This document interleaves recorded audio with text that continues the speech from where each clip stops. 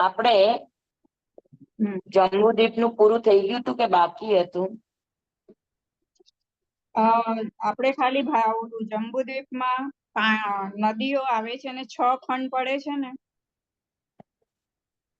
એટલે હજી ભારત ક્ષેત્રનું કર્યું આપણે ખાલી.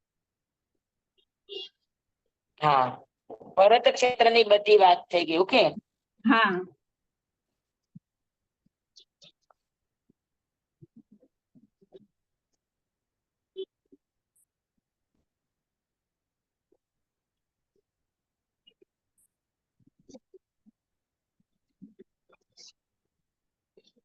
આ ભરત ક્ષેત્રની વાત થઈ. હા હા હા, બરાબર. હા. સેમ એવી જ રીતે ઉપર ઐરવત ક્ષેત્ર, જે નીચે દક્ષિણમાં ભરત ક્ષેત્ર, એવી જ રીતે ઉત્તરમાં ઐરવત ક્ષેત્ર.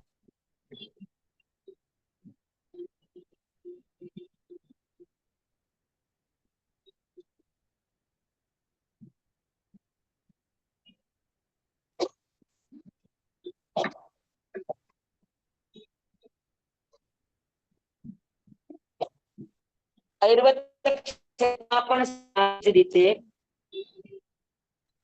અહીંયા ચુલ હિમવાન પર્વત, અહીંયા શિખરી પર્વત, બાકી બધું વૈતાડ્ય પર્વત, અહીંયા પણ વૈતાડ્ય પર્વત, અહીંયા ગંગા સિંધુ નદી, અને ઐરવત ક્ષેત્રમાં રક્તા રક્તવતી. તમારી પાસે ચિત્ર છે, જોવું હોય તો જોઈ લેજો. રક્તા અને રક્તવતી નદી. ક્ષેત્ર સેમ જ હોય? ક્ષેત્ર સેમ, ભરત ક્ષેત્રની જેમ 6 ખંડ. હા. વૈતાડ્ય પર્વતના કારણે 2 ખંડ, નદીઓના કારણે કુલ ટોટલ 6 ખંડ થાય. ખંડના મળીને 5000. સ્વામી, એક પ્રશ્ન પૂછું? હેલો. નીકળી ગયું લાગે છે. હેલો સ્વામી, મ્યુટ થઈ ગયા.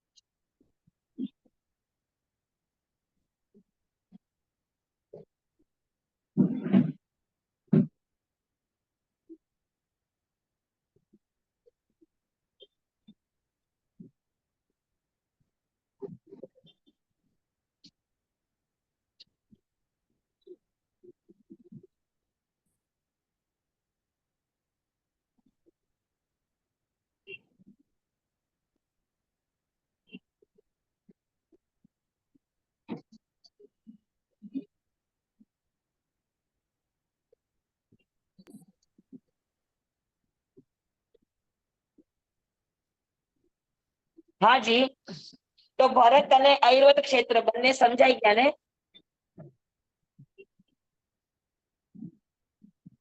હવે વચ્ચે મહાવિદેહ ક્ષેત્ર છે.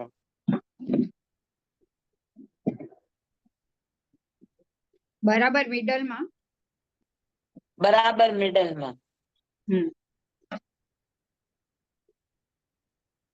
અને મહાવિદેહ ક્ષેત્રના બરાબર મિડલમાં મેરુ પર્વત.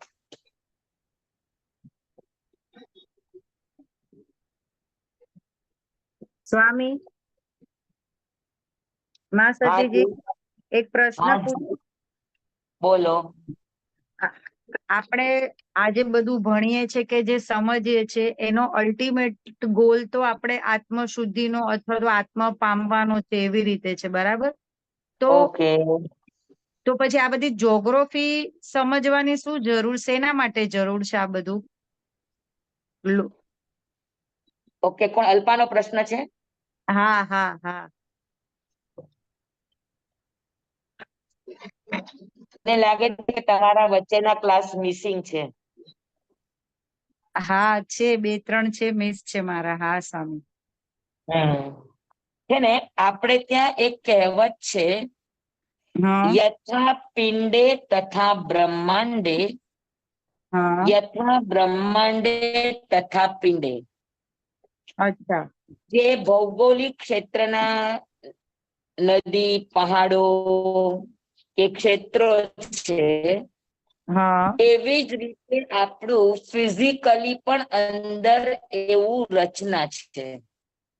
અચ્છા, શરીરમાં. યા તો હા જેવી રીતે અહીંયા વૈતાર્ય પર્વતની શ્રેણી છે, તેમ આપણા નાભીની પાસે પણ આ બધી ચીજો છે. એ તમે સાધનામાં ધ્યાનમાં જાઓ ત્યારે તમને એ બધી ચીજો, જેમ અહીંયા પર્વત ઓળંગવો પડે તો ત્યાં ઈ પોઈન્ટ ઓળંગવો અઘરો હોય. 7 ચક્ર છે તો અહીંયા 7 ક્ષેત્રો છે. ઓ અચ્છા અચ્છા. તો આ હરેક ચીજોની પાછળ અધ્યાત્મનું સાયન્સ છે. ઓકે. બરાબર. હા શીખવાનું કારણ ખાલી એટલું જ છે કે હા ભૌગોલિક આટલું મોટું ક્ષેત્ર છે, જ્યાં આટલી બધી વસાહતો છે, હા એ વસાહતો પૈકીના આપણે પણ એક છીએ. હા તો આ બધું શીખીને આપણે કરવાનું શું? તો પહેલી વાત તો ઈ કે હર જગ્યાને તમે જુઓ તો હર જગ્યાના રીત રિવાજ રસમ, હર જગ્યાની સાધનાની ભૂમિકાઓ એ તમને સમજાય, નંબર 1. અને નંબર 2, આ ચીજો તમે શીખેલા હશો અને તમે સાધનામાં અંદર જશો તો આ ચીજ તમને શું કહેવાય, તુલનાત્મક કરવા માટે કે તમે ક્યાં સુધી પહોંચ્યા છો. હવે જેમ કે અમારા ગુરુદેવનું એક ભજન છે ધ્યાનનું, કે કોઈ મને શ્રેણી વૈતાઢ્યની બતાવો, કે ભેદવા દ્વાર ગુફાના હોજી. તમિશ્ર ગુફાના દ્વારનું ભેદન એટલે નાભીનું ભેદન કરવાનું હોય. તો એ નાભીનું ભેદન કરવા માટે એમનું ગીત છે, આ એમની તડપ છે કે કોઈ મને વૈતાઢ્યની શ્રેણી તો બતાવો, પણ વૈતાઢ્યની શ્રેણી એ પેલા શીખેલા છે તો એના ધ્યાનમાં ઈ ચીજ આવી. અચ્છા અચ્છા. હા સ્વામી. હા, હવે ખ્યાલ આવ્યો કે શેના માટે જરૂરી છે. બરાબર. સમજાણું? હા હા સ્વામી. હા અને જેમ અહીંયા આગળ તમિશ્ર ગુફા વગેરેનું ભેદન થાય અને એ સમયે અંદરથી ઝેરી ગેસ અને અગ્નિ ને એ બધું લાવા નીકળે, એમ આપણું જયારે નાભીનું ભેદન થાય, અચ્છા. તો હા નાભીનું ભેદન થવા પર આપણા શરીરમાંથી પણ આવા ઘણા ઝેરી તત્વો, હા હા અને આ આપણા શરીરમાંથી પણ વિકારોની આ બધું નીકળે. તો એ સમયે એને કેમ બચાવવું, એ અચ્છા. આપણે આ ક્ષેત્ર દ્વારા સમજાવીએ. ઓકે. સમજાણું? તો એટલે જેટલું જી હાજી. જેમ આખા આપણા અઢી દ્વીપની અંદર 72,000 નદીઓ છે. હા. 72,000. હમ. શરીરમાં 72,000 નાડીઓ છે. હા. સમજાણું? હા સ્વામી. હા. એમાંથી પાણી સરિતામાં વહે છે, આપણામાંથી એ બ્લડ જાય છે, એ પ્રવાહ રૂપે જાય છે. એટલે હા, આખું નું સાયન્સ અને આ આપણું ફિઝિક બહારનું જે યસ યસ યસ. ફિઝિકલ અને જોગ્રાફિકલ આ હમ. બંને સેમ છે. હા હા હા. ઓકે. હા સ્વામી. બહારનું સમજાણું છે તો અંદરનું સમજાશે, અંદરનું સમજાણું છે તો બહારનું સમજાશે. હા કોઈ પણ એક વસ્તુ સમજવાની છે, પણ અંદરનું તો આપણને દેખાતું નથી, સમજાતું નથી, એટલે બહારથી સમજી લઈએ. ઓકે. એટલે આમ થોડોક કંટાળા જેવો જ વિષય છે કે આખો દિવસ આ જ્યોગ્રાફીની જ વાત કેટલાય દિવસથી ચાલે છે આપડી. એવું નહોતું, પણ એમ છું કે આટલું બધું જાણીને શું કામ છે, એટલે જરાક એવો પ્રશ્ન થયો કે અંતે તો આત્માને જાણવાનો છે, તો પછી આ બધી નદી પર્વત આ બધાનું શું કામ છે એમ, એવી રીતે. અને ત્યાં તમે સાધનામાં જશો ને આ બધા જ પર્વતો ઓળંગવા પડશે. ઓહ, તો અચ્છા. સ્વામી 7 ધ્યાન ક્ષેત્રોમાં જવા માટે એના પર્વતો ઓળંગવા, એટલે ઈ તમારે ઈ ચક્રને પાર કરવા જ અઘરા છે. થેન્ક યુ વેરી મચ, એકદમ ક્લિયર થઈ ગયું. હા, થેન્ક સ્વામી યુ. સ્વામી એક જી પ્રશ્ન છે. તો આ ધ્યાનમાં બોલો. જવાથી આ બધું નદી ને બધું દેખાય આપણને ધ્યાનમાં જવાથી? આપણા શરીરમાં અનુભવાય. હા, તો તમે આજે કોઈ પણ હાર્ટ પેશન્ટ ડોક્ટર ને પૂછો, હાર્ટના ડોક્ટર ને, ઈ જેવી આપણી નસ હાર્ટને ઓપરેશન કરવા માટે નસ કાપે ને, તો જેમ નદીનો કેવો ફોર્સ હોય પાણીનો, એવો આપણા વેન્સ માંથી લોહીનો ફોર્સ હોય. અચ્છા.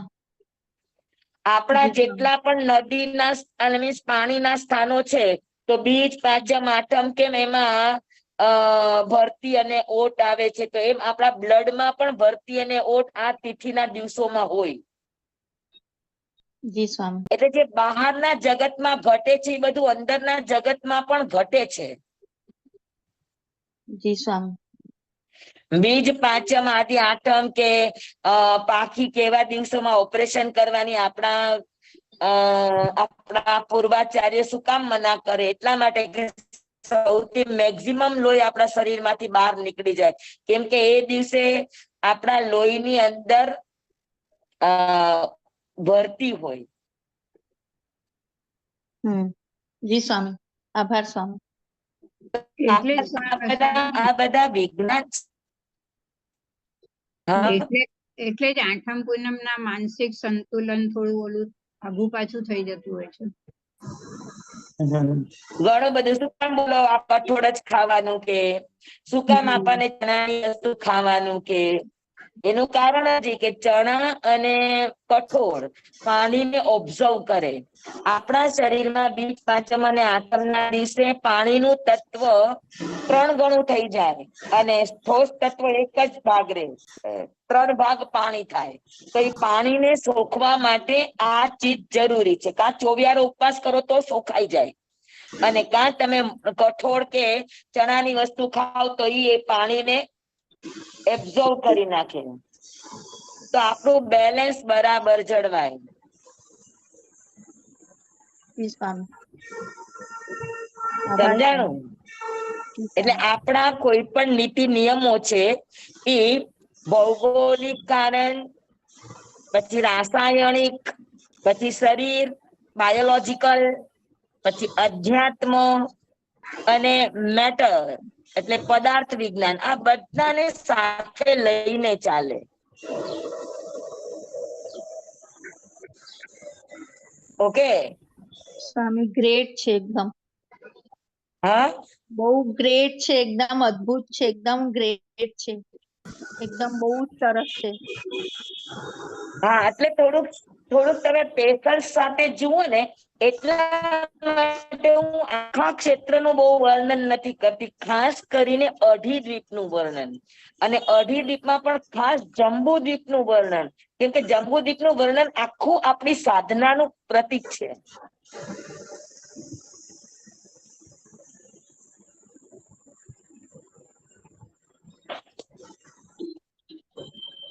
સ્વામી હજુ એક પ્રશ્ન છે. બોલો. સ્વામી, તો આપણે જે આ ભૂકંપ થાય છે, પછી જે પાણીની બહાડ આવે છે, જે ધરતીકંપ ને ઈ બધું જે થાય છે, તો એની અસર પણ આપણને થવી જોઈએ ને? બધું જ થાય છે શરીરમાં, તમને અનુભવતા આવડવું જોઈએ. આ બધા બ્રેઇન સ્ટ્રોક આવવા ઈ શું છે? બ્રેઇન સ્ટ્રોક આવે, પેરાલિસિસ થાય. હમ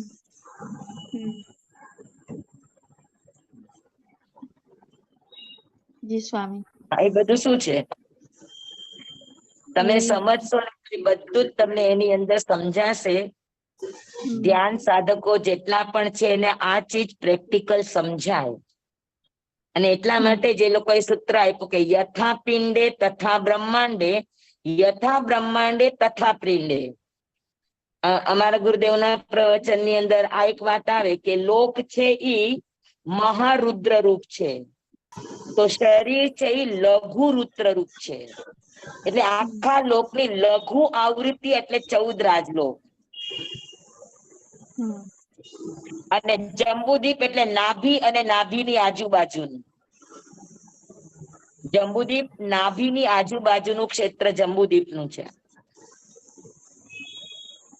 સ્વામી, તો એનું ધ્યાનથી જ માત્ર એક્ટિવેટ થાય નાભીની આજુબાજુના આપણા આત્મપ્રદેશ? બીજી કોઈ ધ્યાન એની, વગર કેમ કરશો કયો? અચ્છા, બીજી કોઈ એની આ સાધના પદ્ધતિ છે જ નહીં? અચ્છા. તમને જણાતું જ નથી તો તમે સાધના શું કરશો? તમને દેખાતું જ નથી તો સાધના શું કરશો? તમને ઈ ચીજ મહેસૂસ હોય ને. બરાબર બરાબર.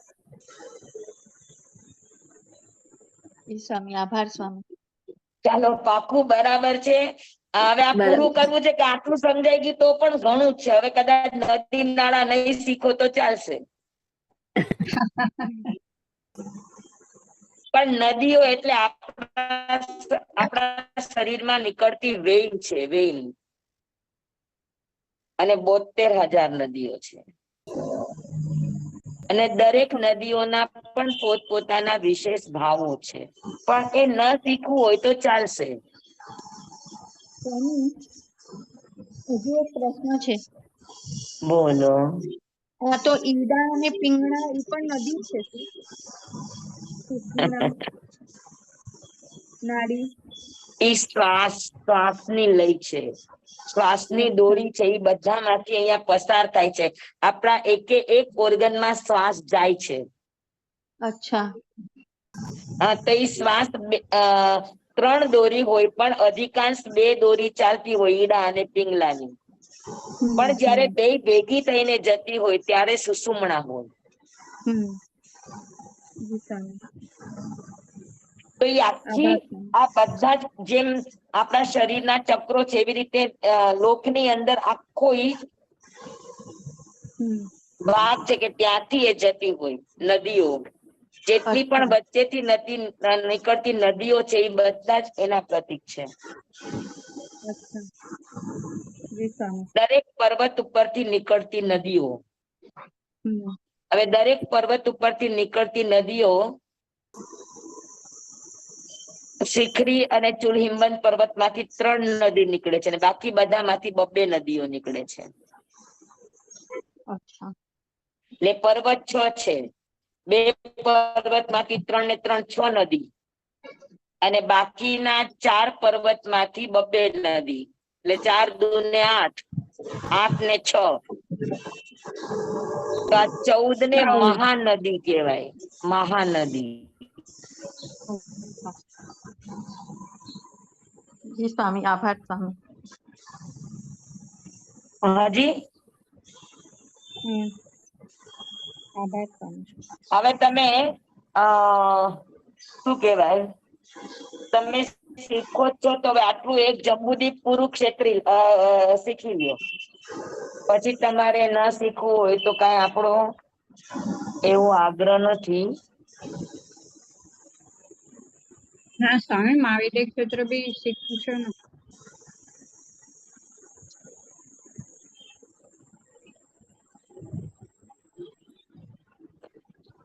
જુઓ, આ જે મેં બનાવ્યું છે આ ભરત ક્ષેત્ર છે. આ ભરત ક્ષેત્રની ઉપરનો ઇલાકા છે.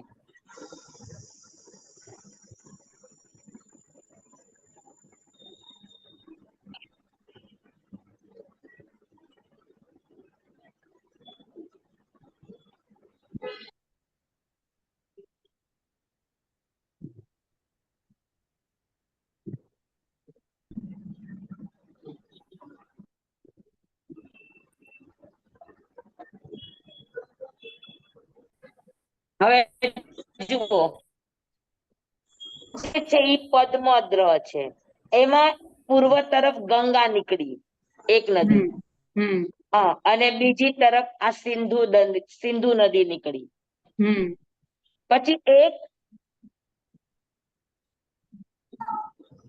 આ ગ્રહ માંથી આ પર્વત ઉપરથી ત્રીજી એક નદી નીકળે, ઈ અહીંયાથી આમ થઈ અને આમ નીકળે.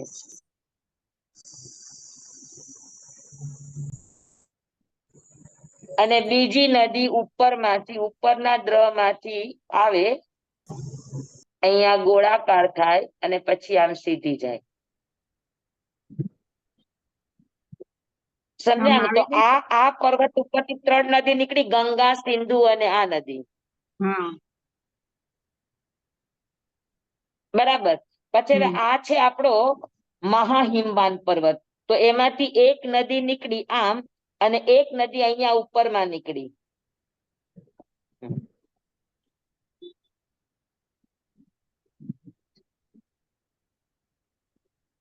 અને બીજી નદી ઉપરના પર્વતમાંથી, નિષદ પર્વતમાંથી.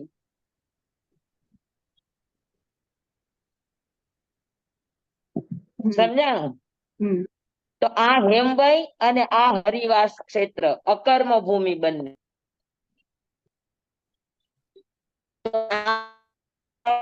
નીકળી એક, બે, ત્રીજી. આ પર્વતમાંથી 2 નદી નીકળી, એક આ નદી અને એક આ નદી. એવી રીતે નિષદ પર્વતમાંથી એક નદી આમ નીકળી અને બીજી મહાવિદ્ય ક્ષેત્રમાં નીકળશે.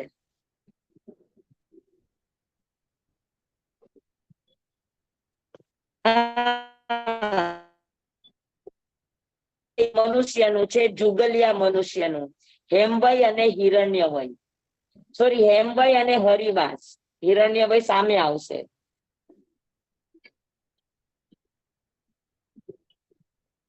સમજાણું બરાબર? હવે આને જ ઉલટું કરી દઉં તો આ ઐરવત ક્ષેત્ર, ત્યાં સિકરી પર્વતમાંથી 3 નદી નીકળે, એક રક્તા અને રક્તવતી અને એક બીજી આમથી આમ જાય. સમજાણું? આ છે નિષદ પર્વત, નહીં સોરી, આ છે શિખરી પર્વત, આ છે રૂકમી પર્વત અને આ છે નીલ પર્વત. તો ત્યાંથી પણ કેટલી? 3 નદી, પછી 4, 5 અને 6 નદી. તો 6 નદી ઉત્તર તરફ, 6 નદી દક્ષિણ તરફ. કેટલી થઈ? 12. અને 2 નદી મહાવિદ્ય ક્ષેત્રમાં. એટલે 14. સમજાણું? આ ઐરવત ક્ષેત્ર છે. આ ઊંધું કરી દે તો આમ કરો તો ભરત ક્ષેત્ર, આમ કરો તો ઐરવત ક્ષેત્ર. તો ઐરવત ક્ષેત્ર, હિરણ્યવય અને રમ્યકવાસ. સમજાણું? તમારી પાસે ચિત્ર છે, જોઈ લ્યો. જી સર. હા, અને હવે હું મહાવિદ્ય ક્ષેત્ર લઉં છું.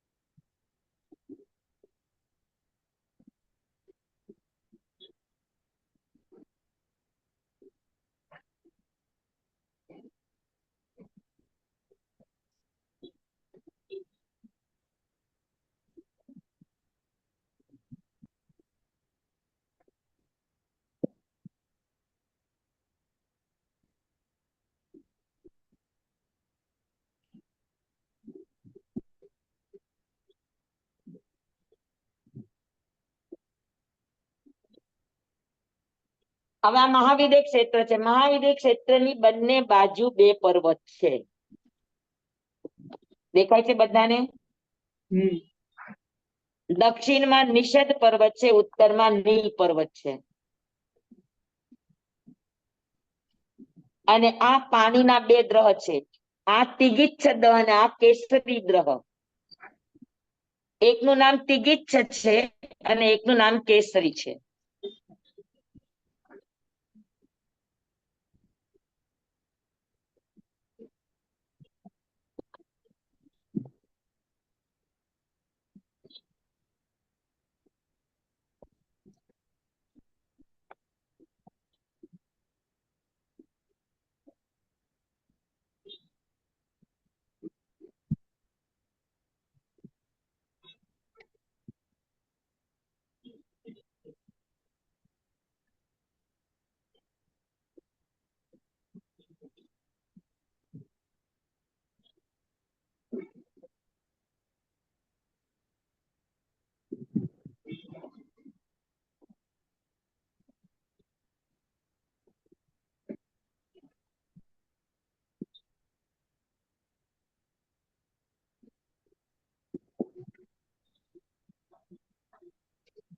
આ જુઓ, આ વચ્ચે મેરુ પર્વત,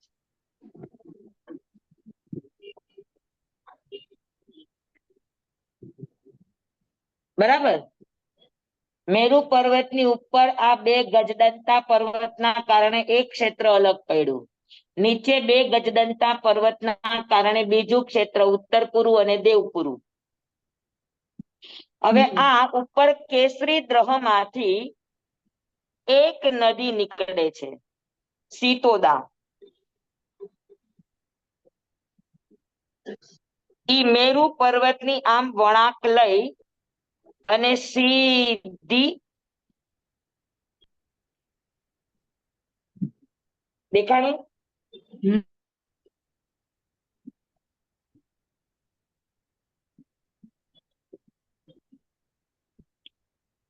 આ દ્રહમાંથી નદી નીકળી અને આ બાજુ ગઈ. અને નીચેના દ્રહમાંથી જે નદી નીકળે, સીતા નદી,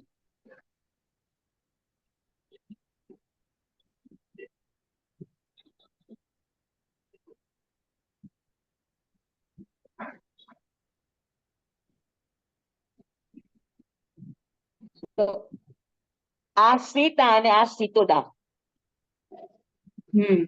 સમજાણું? બે નદી. અને ઉપર 6 નીચે 6 જોઈ એટલે 6 ને 6 12 અને સીતા ને સીતોદા, તો આ 14 ને મહાનદી કહેવાય. સીધી પર્વતમાંથી નીકળે અને છેલ્લે લવણ સમુદ્રમાં મળી જાય. સમજાણું બરાબર? તો મહાવિદ્ય ક્ષેત્રના ગજદંતા પર્વત અને મેરુ પર્વતને કારણે બે વિભાગ પડ્યા, પૂર્વ અને પશ્ચિમ. અને સીતા અને સીતોદા નદીના કારણે વિભાગ પડ્યા બબે બીજા, એટલે કુલ 4 પડ્યા. અને હવે આ 4 છે ને ત્યાં વિજય છે.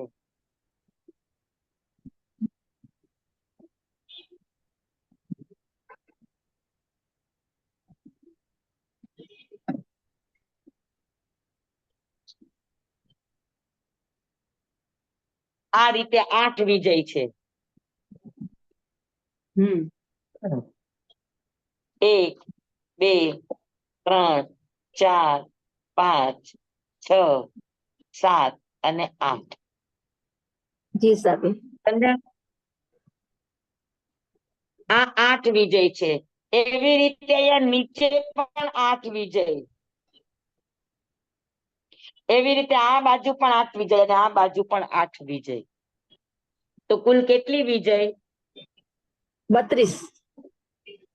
32. એક વિજય આપણા ભરત ક્ષેત્ર કરતા બમણી મોટી હોય, ડબલ મોટી હોય. એટલે 32 વિજય, 32 વિજય એટલે 64 ભરત ક્ષેત્ર થાય. 34 ભરત ક્ષેત્ર. 64. 64. એક વિજય 2 ભરત જેવડી. તો 32 ને ભેગું કરો તો કેટલા ભરત ભેગા થાય? 64 ભરત ક્ષેત્ર ભેગા થાય 64 ત્યારે એક મહાવિદ્ય ક્ષેત્ર બને. ત્યારે એટલું મોટું મહાવિદ્ય ક્ષેત્ર હોય. તો ધ્યાનમાં આવ્યું? સ્વામી આજે ચારે થયા મહાવિદ્ય ક્ષેત્ર, એ 4 થઈ ગયા કે આ એક જ છે આખું? આ એક મહાવિદ્ય ક્ષેત્રના 4 વિભાગ. અચ્છા, એક ના જ. એવી રીતે 5 મહાવિદ્ય ક્ષેત્રના 20 વિભાગ થાય. 5 ચોક 20. એટલે આટલા મોટા મોટા જ થાય. એક મહાવિદ્ય ક્ષેત્રમાં 32 વિજય, તો 5 મહાવિદ્ય 32. ક્ષેત્રના મળીને 160 વિજય થાય. 160. તમે કહો છો ને જગન્ય તીર્થંકર હોય તો 20, ઉત્કૃષ્ટ હોય તો 160 અથવા 170. તો 160 મહાવિદ્ય ક્ષેત્રના અને 70 10 ભરત અને 10 10 ભરત અને 10 ઐરવતના, એટલે કુલ મળીને 70. સોરી, 5 ભરતના અને 5 ઐરવતના, સોરી 160 મહાવિદ્યના, 5 ભરતના, 5 તીર્થંકર, 5 ઐરવતના, 5 તીર્થંકર, ટોટલ 10. અને 160 મહાવિદ્યના ત્યારે 170 થાય. 170. સમજાણું બધાને? જી સ્વામી. હવે મહાવિદ્ય ક્ષેત્રની એક જ વિજય હું કરું છું. આ સમજાઈ ગયું ને? હા. જી સ્વામી.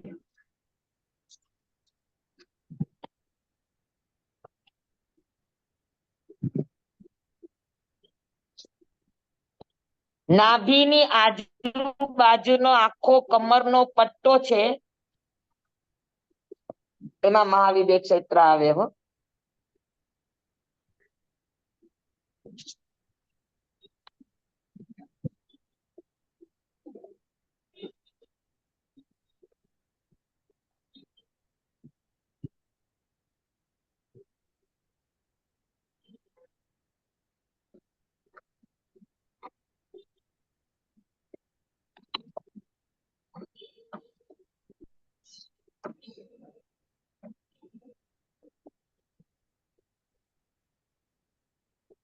આપણને શીખતા કંટાળો આવે છે, મહાપુરુષોને આ બતાવતા કંટાળો નથી આવ્યો.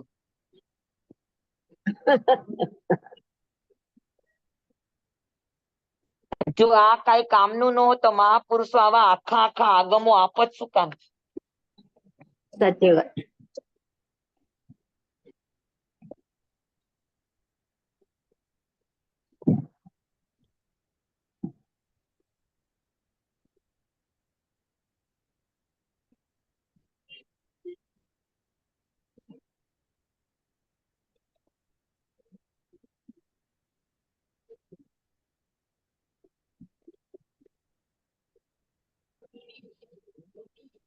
જો આ કેવી રીતે 8 ઉપર અને 8 નીચે.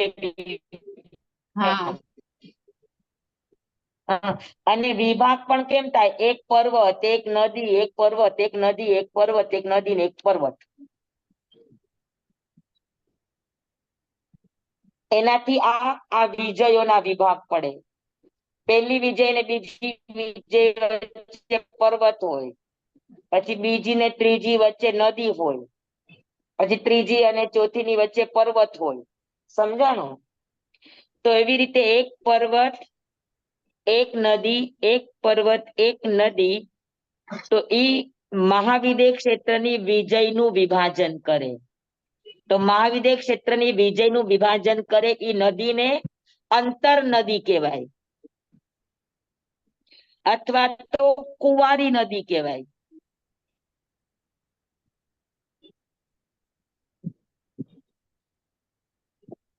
અને ઈ પર્વતને વક્ષકાર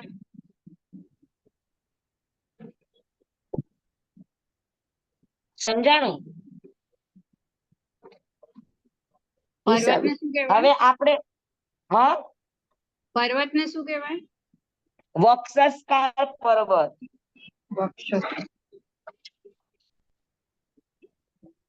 વક્ષસ્કાર વક્ષકા વક્ષતકા વક્ષસ્કાર વક્ષસ્કાર કાર કાર હા વક્ષસ્કાર પર્વત કહેવાય. ઓલા વર્ષધર કહેવાય, આ વક્ષસ્કાર કહેવાય. કહેવાય. ઓલી મહાનદી કહેવાય, આ અંતર નદી કહેવાય. અંતર નદી એટલે કુંવારી નદી. આ કોઈ પણ નદી સમુદ્રને ના મળે, નદી નદીમાં મળે. આ નદીનું પાણી અહીંયા આગળ મળે, આ નદીનું પાણી અહીંયા મળે, પછી ઈ નદી સીતા કે સીતોદા નદી સમુદ્રને મળે, પણ આ મહાવિદ્ય ક્ષેત્રની અંતર નદીઓ નદીમાં જ મળે, એટલે એને કુંવારી નદી કહેવાય. સાગર ને મળે એને કુંવારી ન કહેવાય. હા, અહીંયાની નદી આ નદીમાં મળે ને અહીંયાની આ નદીઓ આ નદીની સાથે મળે. સમજાણું? તો એક પર્વત, બીજો પર્વત, ત્રીજો પર્વત ને ચોથો પર્વત.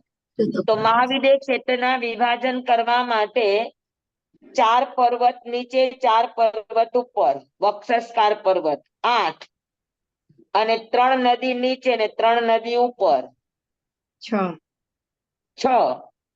નદી આ બાજુ ને 6 નદી આ બાજુ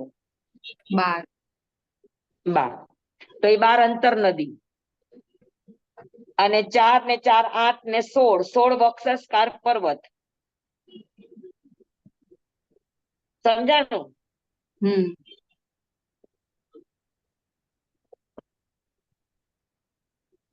હવે હું એક વિજય દોરું છું.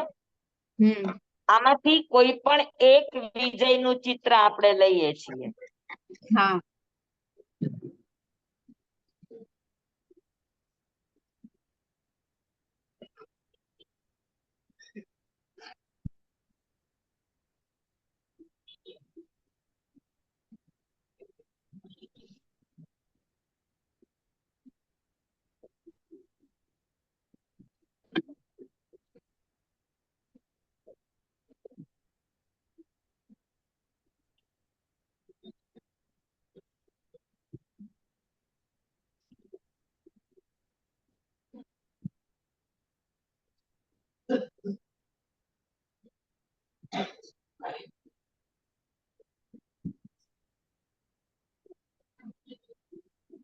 આ એક વિજય, એક વિજયની એક બાજુ વક્ષસ્કાર પર્વત છે અને એક બાજુ નદી છે.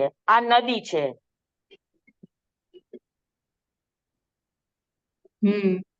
બરાબર?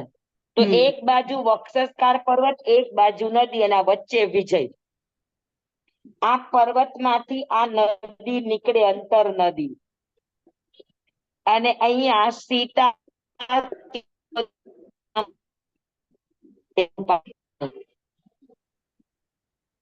બરાબર. હવે આ એક વિજયના 6 ખંડ કેવી રીતે થાય? આ એક વિજયના 6 ખંડ. એક વિજયના ચક્રવર્તી જેમ 20 વિહરમાન છે, એમ 20 ચક્રવર્તી અત્યારે મહાવિદ્રમાં ઓલરેડી છે. તો એ લોકો કેવી રીતે બતાવું છું? તો કે બરાબર મધ્યની અંદર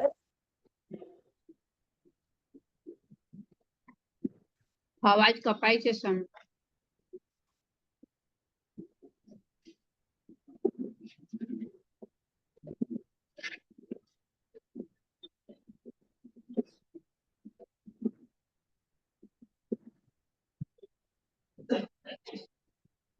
એક વિજયના આ વચ્ચે છે એ વૈતાઢ્ય પર્વત છે.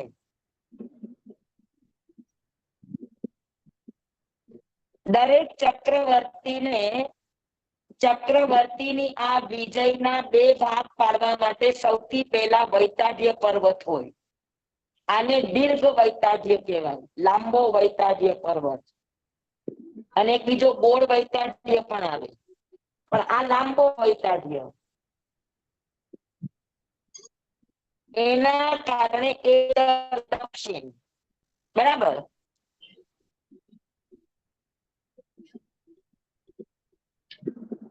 હવે સમજી લો કે આ દક્ષિણની વિજય છે.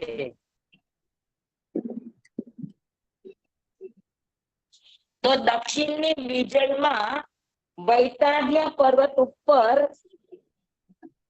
દક્ષિણની વિજય છે એટલે આ નિષદ પર્વત છે. તો નિષદ માંથી અંતર નદી નીકળે છે એનો પણ દ્રહ છે અને ગંગા અને સિંધુ નદીનો પણ દ્રહ છે.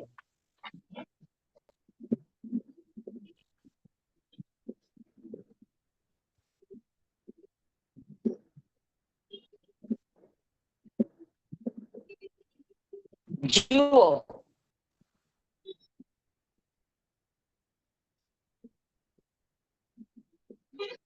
પૂર્વ તરફ ગંગા નદી અહીંયાથી નીકળી નિષદ પર્વત માંથી વૈતાડ્ય પર્વત ને ભેદીને એ સીધી આ સીતા કે સીતોદામાં ભળી જાય.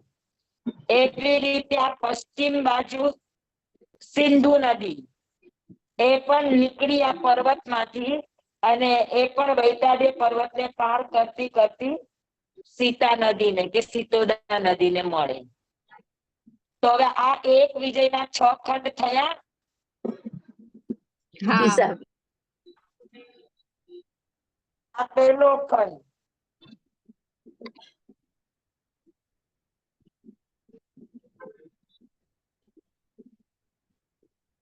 છ ખંડ સમજાણું? જી સમ હિસાબ. એકદમ બરાબર. તો આવી 32 વિજયમાં આવા 6 ખંડ પડે. બધામાં એક એક ચક્રવર્તી. બધામાં ન હોય, હોય ત્યારે હોય. હા અત્યારે 20 ચક્રવર્તી છે ત્યાં, 20 તીર્થંકર છે, 20 ચક્રવર્તી છે, 20 વાસુદેવ છે, 20 બળદેવ છે, 20 પ્રતિ વાસુદેવ છે. ઓહો. એ ઈ અત્યારે હમણાં ઓલરેડી 4 મહાવિદ્ય ક્ષેત્રની અંદર છે. ઓકે.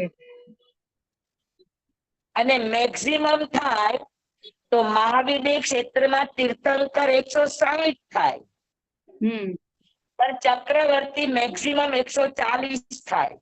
કેમ કે 20 વાસુદેવ પણ નિયમમાં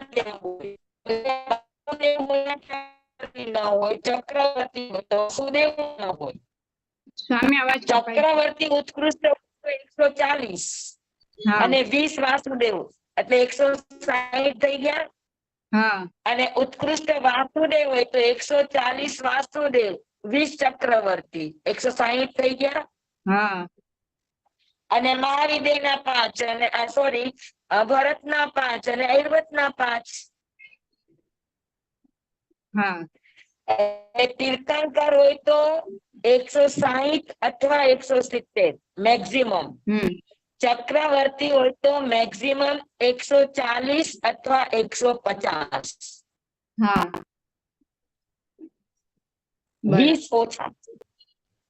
હા કેમ કે ચક્રવર્તી હશે તો વાસુદેવ 20 હશે અને ઉત્કૃષ્ટ વાસુદેવ હશે તો 20 ચક્રવર્તી હશે તો એ 20 છોડી દેવાના. કેમ કે ચક્રવર્તી ને વાસુદેવ હારે ન હોય. અચ્છા. સમજાણું? જી સમ.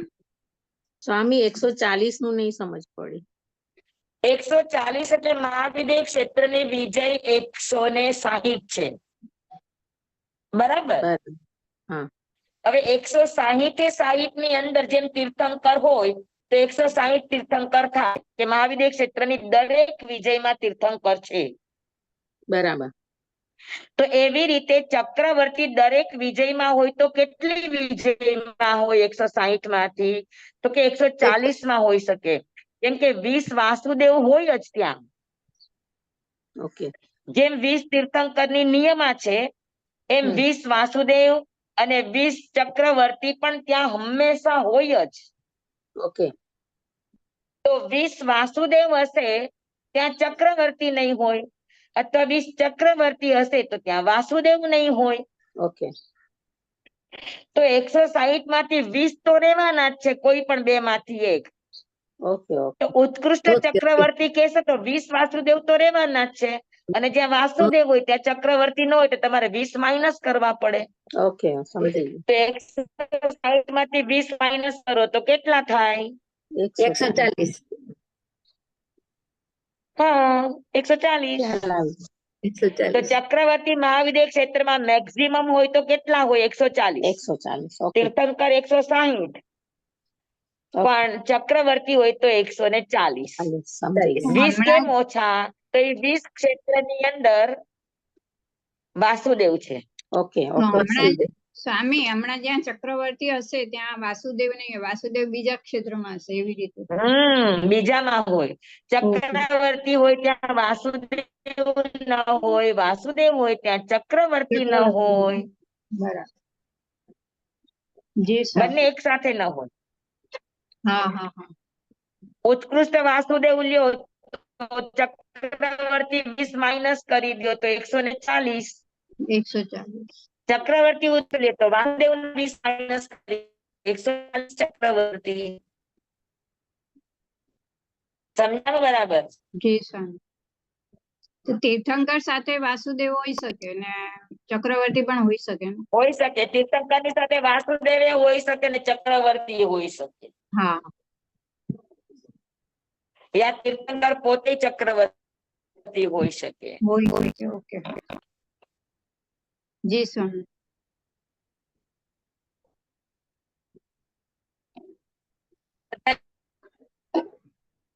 સ્વામી અવાજ સમજાઈ ગયું?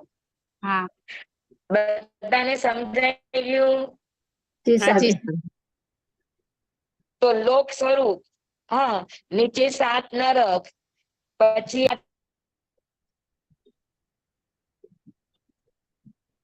અવાજ ગયો. અને ત્રીજા લોક, ઉર્ધ્વલોક શરૂ થાય. મેરુ પર્વત ને મેરુ પર્વતની ઉપર દેવલોક ને એ બધું શરૂ થાય. પણ એ બધું વર્ણન કરવા જશો તો બધું બહુ જ લાંબુ છે. એ અવસરે આપણે જંબુદીપ કે કંઈ પણ શીખશું એમાં આવી જશે. જી સર. આ પન્નામાં બેસવું એમાં આવી જશે. હા. જી સાહેબ.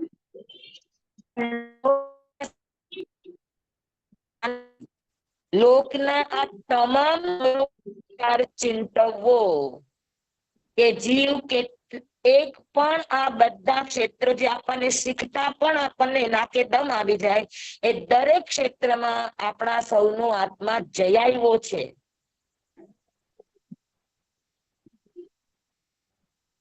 હા, અને એક વાર નહીં, અનંતી વાર જઈ આવ્યો છે.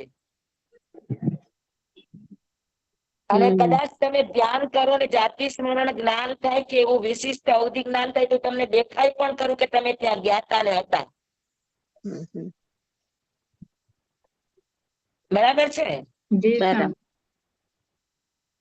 હા, એટલે શીખેલું બરાબર યાદ રાખજો, એટલે ધ્યાનમાં જાવ તો ખબર પડે અને અવધિ જ્ઞાન થાય તો ખબર પડે કે હા અમે આ શીખાતા હો. જી સ્વામી. બરાબર છે? જી સર. લોક ભાવના, હા, પૂરું.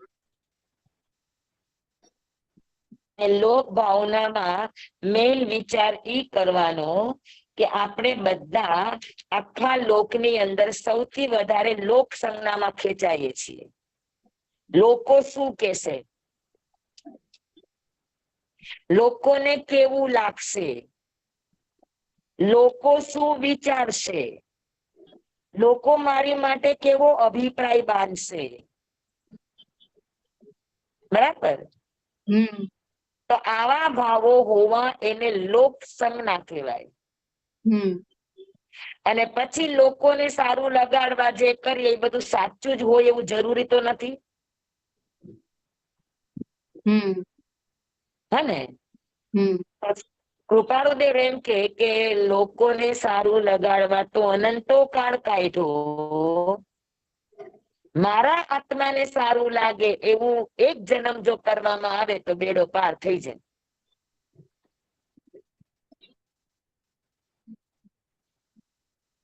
તો લોક ભાવના શીખવાનો ઉદ્દેશ છે શારીરિક સંજ્ઞા તૂટે. કે દેવલોક ની અંદર પરિગ્રહ સંજ્ઞા છે તો આપણે પરિગ્રહમાં ખેંચાઈએ છીએ. નરક ની અંદર ભય સંજ્ઞા વધારે છે તો આપણે ભય થી પણ આવૃત છીએ. મનુષ્યની અંદર 4 સંજ્ઞા છે પણ મૈથુન સંજ્ઞાની પ્રાધાન્યતા છે. તિર્યંચ ની અંદર આહાર સંજ્ઞાની પ્રાધાન્યતા છે. નારકી ની અંદર ક્રોધ સંજ્ઞા વધારે. મનુષ્યની અંદર માન સંજ્ઞા વધારે. તિર્યંચ ની અંદર માયા સંજ્ઞા વધારે. હા, અને દેવતાની અંદર લોભ સંજ્ઞા વધારે. અને ઓઘ સંજ્ઞા ને લોક સંજ્ઞા તો છે જ. અને 10 સંજ્ઞાનું સામ્રાજ્ય આખા લોકમાં ક્યાં વધારે ને ક્યાં ઓછું. તો આપણે આ બધી સંજ્ઞાઓમાં ખેંચાઈએ છીએ અને લોક સંજ્ઞા કહેવાય. તો લોક સંજ્ઞામાં આપણે ખેંચાઈ ન જઈએ એટલા માટે લોક સ્વરૂપનું ચિંતન છે. સમજાણું બરાબર? હા. તો આપણી હાજી એક પ્રશ્ન છે કે વાસુદેવ કોને કહેવાય અને વાસુદેવ ચક્રવર્તી અને તીર્થંકર નું કાર્ય શું હોય ત્યાં?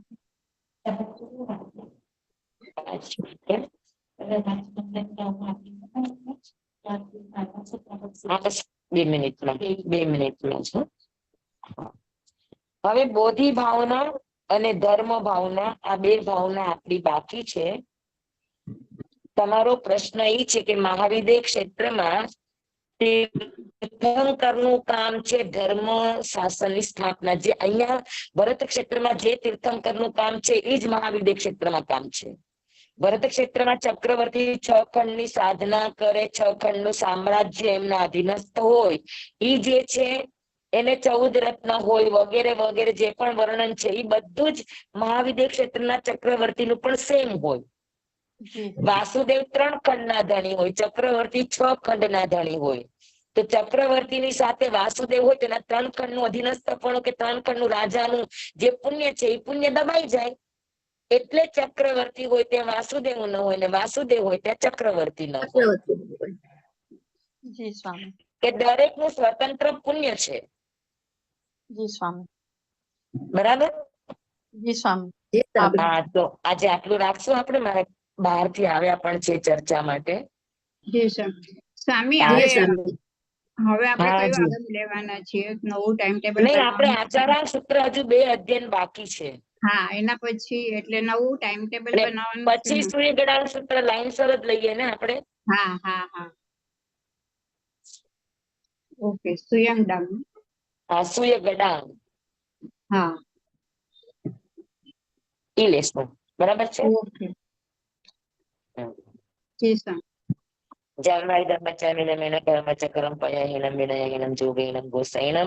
સુટુદીનમ દુટુ પડી છે મોકાલે કહું સજાઓ કાલે ન કહું સજાઓ અસંજાય સજાય સજાય ન સજાય એમ ભણતા ગણતા ચિંતવતા વિચારતા સુણતા સાંભળતા જ્ઞાનીઓના અનંત અનંત ભાવો છે, અનંત અનંત પર્યાવો છે, અનંત અનંત ગમા છે, અનંત અનંત નય છે, અનંત અનંત નિક્ષેપ છે, અનંત અનંત રહસ્ય છે, અનંત ખુલાસાઓ છે. આમાંથી કોઈ પણ ભાવ ભેદ નય નિક્ષેપ ગમા રહસ્ય ખુલાસાનું સ્ખલન છદમસ્ત ભાવે મારા બોલવામાં કહેવામાં સમજાવવામાં આવ્યું હોય, આપના સાંભળવા સમજવામાં આવ્યું હોય તો અર્યાસિત કેવડી ગુરુ ભગવાન આપની સાક્ષીએ આત્મા પરમાત્માની સાક્ષીએ તસ્મે છામી સત્યમ તમેવ સત્યમ નિસંકમ જમ જેને પવેયમ શિવમ બનતે શિવમ બનતે શિવમ બનતે તિબેમી.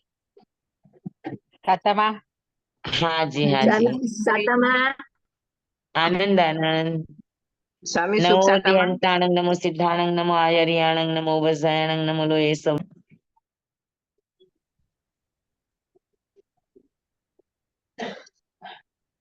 અવાજ ગયો.